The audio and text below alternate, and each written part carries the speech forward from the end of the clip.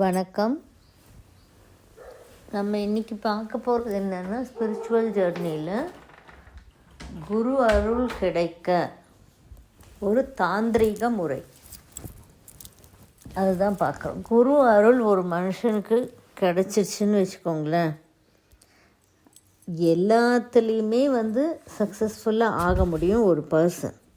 That is படிப்புலையா, ஆரோக்கியத்துலையா, பணத்துலையா, மன நிம்மதியிலையா, எதை எடுத்தாலும் நீங்கள் ஒரு சக்ஸஸ்ஃபுல்லாக ஆகணும் அப்படின்னா அந்த பர்சனுக்கு குரு அருள் இருக்கணும். நம்ம என்ன பண்ணுவோம், குரு அருள்னோன்னு குரு பகவானுக்கு போய் பூஜை பண்ணுவோம். குரு பகவானுக்கு ஏதாவது பரிகாரங்கள் இருக்கான்னு சொல்லி பார்ப்போம். இதுதான் நம்மளுக்கு தெரிஞ்ச முறை இல்லையா? வியாழக்கிழமை அன்னைக்கு போய் குரு பகவானுக்கு நவகிரகங்களில் போய் பூஜை பண்ணுவோம். என்னென்னா சொல்யூஷன் இருக்கோ அதையெல்லாம் தேடிக்கிட்டு இருப்போம். நம்ம தவறு கிடையாது. ஆனால் குரு பார்க்க கோடு நன்மை அப்படின்வாங்க.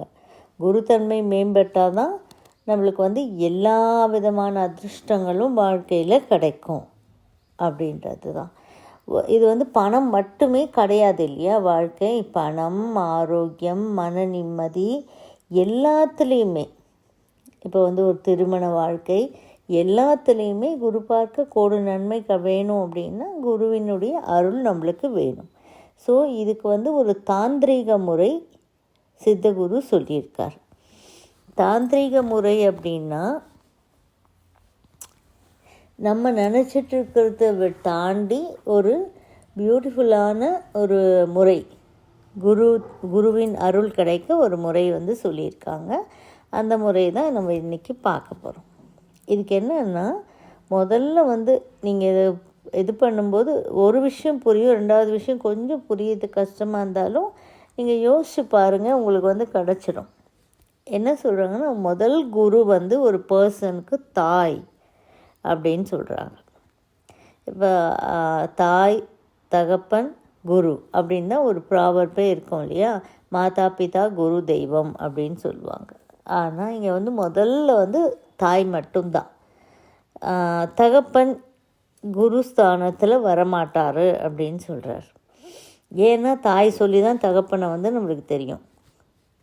அண்ட் ஆல்சோ நம்ம என்ன பண்ணுவோன்னா, கொஞ்சம் பெரியவங்களாக ஆக எங்கள் அப்பாவுக்கு ஒன்றும் தெரியாது அப்படின்னு சொல்லிவிடுவோம். எங்கள் அம்மாவுக்கு ஒன்றும் தெரியாதுன்னு சொல்கிறதுக்கு இருக்கவே இருக்காது சான்ஸ். ஏன்னா இந்த உடல் அப்படின்றத கொடுத்ததே அந்த தாய் இல்லையா? அதனால் முதல் குரு நம்முடைய தாய். யாரானாலும் அவங்களுடைய தாய். இவங்களுக்கு என்ன பண்ணணுமா அப்படின்னா, ஒரு வியாழக்கிழமை அன்னைக்கு அந்த தாயை உட்கார வச்சு அவங்களுக்கு ஒரு மாலை போட்டு ஒரு புடவை எடுத்து கொடுத்து அவங்களுக்கு பிடிச்ச உணவெல்லாம், அவங்களுக்கு என்னெல்லாம் உணவு பிடிக்குமோ அது எல்லாத்தையும் செஞ்சு நம்ம கையால் கொடுத்து ஊட்டி விட்டு, தட் இஸ் இல்லைன்னா ஒரு கடவுளுக்கு நீ என்ன செய்வியோ, கடவுள் அப்படின்னா கடவுளுக்கு நீ ஒரு கடவுள் நேரடியாக வந்துட்டால் நீ என்ன செய்வியோ அந்த விஷயங்களை அந்த தாய்க்கு செய்யணுமா. இதான் முதல் பரிகாரம். செஞ்சு குரு பகவானை நினச்சி, என்னுடைய குரு, ஏன்னா இந்த உடலை கொடுத்த அந்த குரு அப்படின்னு சொல்லி நம்ம மனமுருகி அந்த தாய்கிட்ட நமக்கு என்ன வேணுன்றதையும் நம்ம பிரார்த்திக்கணும். அவங்க மனம் குளிரணும் அப்படின்றது. தாய் உயிரோடு இல்லைன்னா என்ன பண்ணுறது அப்படின்னா, அது நம்முடைய கர்மாவில் போய் சேர்ந்துடும். அவ்வளோதான். உயிரோடு இல்லைன்னா நம்ம ஒன்றுமே பண்ண முடியாது. தாயெல்லாம், அம்மாலாம் உயிரோடு இருக்கும்போதே நம்ம இதெல்லாம் செஞ்சிடணும். அப்போ தான் அந்த குரு பார்க்க கோடி நன்மை நம்மளுக்கு கிடைக்க ஆரம்பிக்கும். நம்ம நல்லா இருக்கணும்னாலே தாயின் வயிறு குளிரணும். ஏன்னா பார்த்திங்கன்னா, எந்த குழந்தைகள் என்ன தவறு செஞ்சாலும் தாய் என்றைக்குமே வாழ்த்திக்கிட்டு தான் இருப்பாங்க. அது கணக்கு கிடையாது, நம்ம செய்கிறோமா அப்படின்றது தான் கணக்கு. அப்போ வியாழக்கிழமையில் ஒரு மாலை போட்டு அந்த தாய்க்கு பிடிச்ச உணவு கொடுத்து ஒரு புடவையை கொடுத்து கையில் அம்மா மனசு குளிர வைக்கணும். இன்றைக்கி இந்த மாதிரி ஒரு பசங்க பிறந்ததுக்கு நான் புண்ணியம் பண்ணியிருக்கணும் அப்படின்னு அந்த தாய் மனசார வாழ்த்தணும். அதுதான் முதல் பரிகாரம். அடுத்த பரிகாரம் என்னன்னு பார்த்திங்கன்னா, நம்மளுக்கு முதல்ல அ ஆ இ ஈ சொல்லி கொடுத்துருப்பாங்கள்ல ஒரு டீச்சர். இப்போது நம்மளுக்கு ஒரு 50 வயசுன்னு வச்சுக்கோங்களேன். அப்போது வந்து அந்த காலத்தில் இந்த எல்கேஜி ப்ரீகேஜி இதெல்லாம் கிடையாது. ப்ரீகேஜியெல்லாம் 1ஆம் கிளாஸ் தான் இருந்திருக்கும். 50 வருஷம் முன்னாடி சொல்கிறேன் நான்.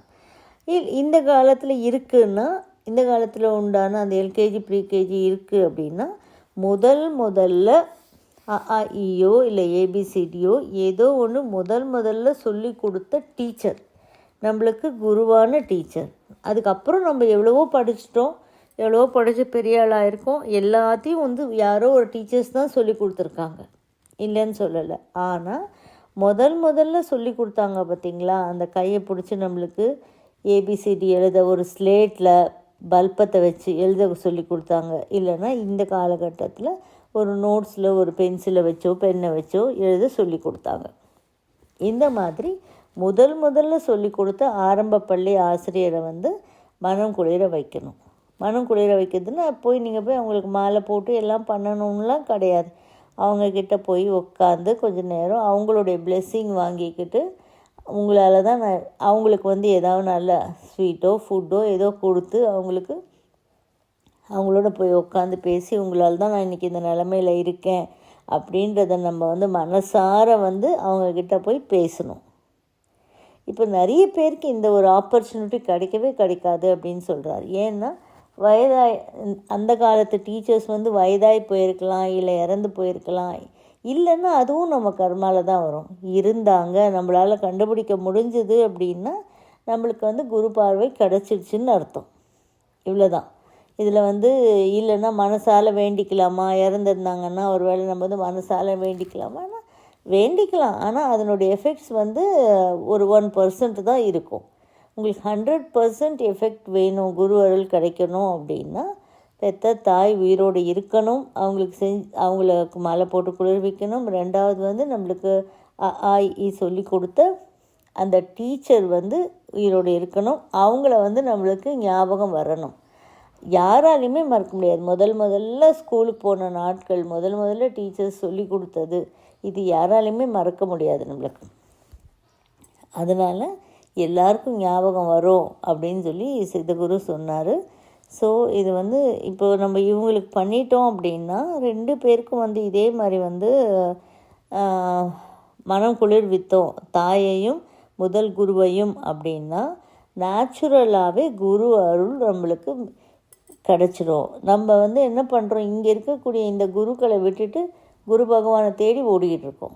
குரு பகவான் தேடி போகலாம், வேண்டான்னு சொல்லலை. ஆனால் நீங்கள் இதை செய்யும்போதே குரு பகவானின் அருள் வந்து தானாக நம்ம மேலே விழுந்துடும் அப்படின்னு சொல்லி சித்தகுரு சொன்னார். இது வந்து கேட்குறதுக்கு வந்து ரொம்ப ஈஸியாக இருக்கும். ஆனால் வந்து முதல் குருவை கண்டுபிடிக்கணும். யார் வந்து நம்ம எந்த ஊரில் படித்தோம், எந்த ஊரில் வந்து முதல் குரு நம்மளுக்கு கிடைச்சாங்க.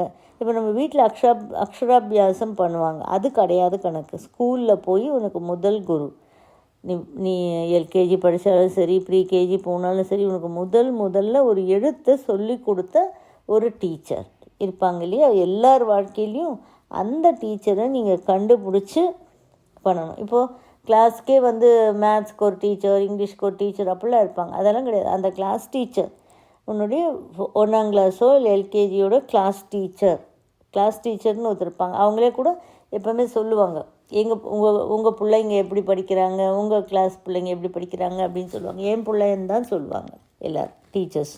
அதனால் வந்து அந்த டீச்சர்ஸில் உங்களுடைய கிளாஸ் டீச்சர் அவங்க உங்களுக்கு சொல்லி கொடுத்த அந்த சொல்லி கொடுத்த டீச்சர், மேத்ஸ் சொல்லி கொடுத்தது அதெல்லாம் விட்டுருங்க.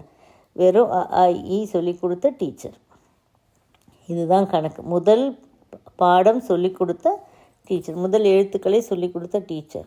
ஸோ நம்ம வந்து பிதாவின் வழிகாட்டில் வந்து அசட்டை பண்ணிடுவோம். எப்போவுமே வந்து அப்பா வந்து என் அப்பாவுக்கு ஒன்றும் தெரியாது அப்படின்னு கொஞ்சம் பெரியவங்களாகிட்டோன்னா அப்படி தான் பேசுவோம். எங்கள் அப்பாவுக்கு ஒன்றும் தெரியாது அப்படின்னு பேசுவோம். ஆனால் அம்மாவை வந்து எங்கள் அம்மா எனக்கு உடல் கொடுக்கலன்னு நம்ம பேச மாட்டோம். அதே மாதிரி வந்து ஞானத்தை கொடுத்த டீச்சரையும் வந்து நம்ம வந்து உடல் கொடுத்த தாயையும் ஞானத்தை கொடுத்த டீச்சரையும் மறக்க மாட்டோம். அது ரொம்ப இம்பார்ட்டண்ட் நம்ம வாழ்க்கையில். ஸோ நம்மளுக்கு குரு அருள் கிடைக்கணுன்னா நம்ம என்ன பண்ணணும், நம்முடைய தாயை குளிர்வித்து முதல் டீச்சரை, ஞானம் கொடுத்த முதல் டீச்சரை போய் குளிர்விக்கணும் அவங்களோட மனசு. தட் இஸ் என்ன போய் சில ஸ்வீட் வாங்கிட்டு ஃப்ரூட்ஸ் வாங்கிட்டு போய் அவங்கள பார்த்து அவங்கக்கிட்ட ஒரு பிளெஸ்ஸிங் வாங்கிட்டு வந்தோம்னாலே போதும். இது செஞ்சாலே ஆட்டோமேட்டிக்காக அங்கே இருக்கக்கூடிய கிரகநிலைகள் இருக்கக்கூடிய குருத்தன்மை நம்மளுக்கு கம்ப்ளீட்டாக பாசிட்டிவ் நடக்கும். இதனால் நம்மளுக்கு ஹெல்த்து விஷயத்தில் எதாவது அஃபெக்ட் ஆயிருந்தால் ஹெல்த் சரியாகும், ஞானம் கிடைக்கும், செல்வம் கிடைக்கும், நிறைய பொருளாதார நிலையில் மேம்பாடு கிடைக்கும், நிம்மதி கிடைக்கும், முதல்ல எல்லாமே மாறும் அப்படின்றார். இது குரு அருள் கிடைக்க ஒரு தாந்திரிக முறை அப்படின்னு சொல்லி சித்தகுரு சொன்னார். யாருக்கெல்லாம் முடியுதோ ட்ரை பண்ணி பார்த்துட்டு வர மாற்றங்கள் உங்களுக்கு நல்ல மாற்றங்கள் வரும்போது எங்களுக்கு கமெண்ட்ஸில் சொல்லுங்கள்.